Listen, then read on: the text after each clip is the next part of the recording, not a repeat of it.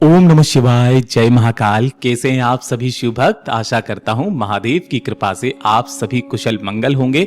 आपके घर में महादेव की कृपा होगी और अगर आपके जीवन के दुख कष्ट खत्म नहीं हो रहे हैं तो मैं वादा करता हूं आपके वो सारे कष्ट निश्चित रूप से खत्म होंगे। बस महादेव पर भरोसा रखिएगा।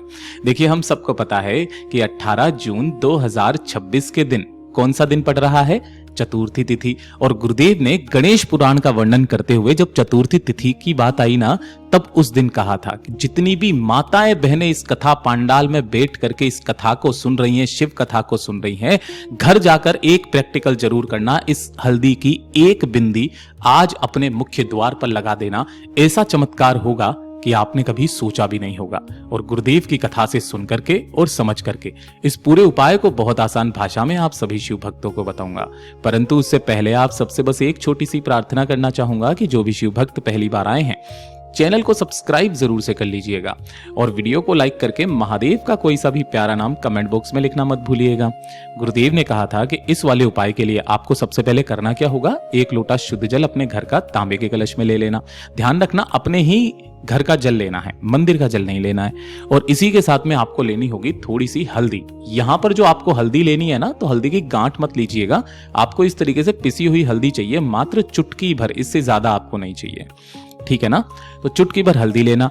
इन्हें लेकर के आपके घर के आसपास जो भी भोलेनाथ का मंदिर हो ना, किसी भी समय चले जाना। इस चीज का ध्यान रखना। कोई जरूरी नहीं है सुबह शाम दिन में रात्रि में आप जाएं, किसी भी समय आप जा सकते हैं। शिवलिंग के पीछे की तरफ बैठना, आसन लगा करके उत्तर दिशा की तरफ में मुख करके सबसे पहले आपको करना क्या है कि जो आपने हल्दी ली है ना, उस हल्दी के लेपन को भोलेनाथ की शिवलिंग की जलाधारी पर चारों तरफ आपको करना है।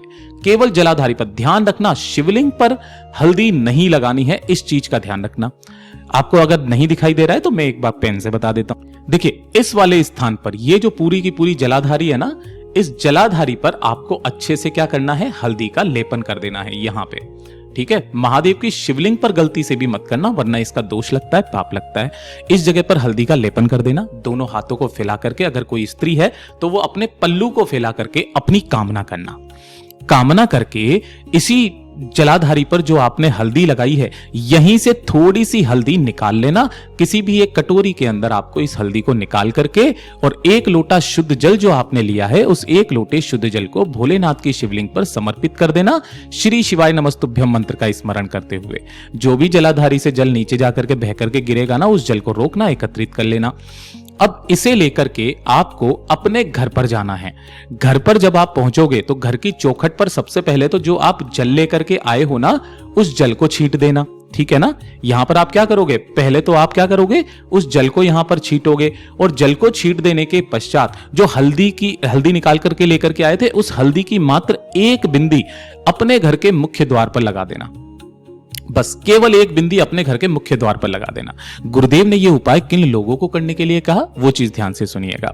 कि अगर आपके घर में लड़ाई झगड़े बहुत ज्यादा होते हैं, पति पत्नी के बीच में नहीं बनती है, भाई भाई के बीच में नहीं बनती है, जायदाद को लेकर के लड़ाई झगड़े हो रहे हैं, कोई कोर्ट केस कचहरी चल रहा है, वो काम ही पूरा आपका नहीं हो रहा है, कोई कार्य आपके घर का अटका हुआ है, या फिर आपके घर पे किसी ने कोई जादू टोना या फिर कोई अभिचार कर्म कर दिया है, वो सारे विफल हो जाते हैं। आपके घर में उसी दिन से शांति बनने लगती है। पूज्य गुरु जी का बहुत अद्भुत और रोचक उपाय है, जरूर से कीजिएगा। वीडियो पसंद आए तो लाइक करना और चैनल को सब्सक्राइब जरूर कर लीजिएगा।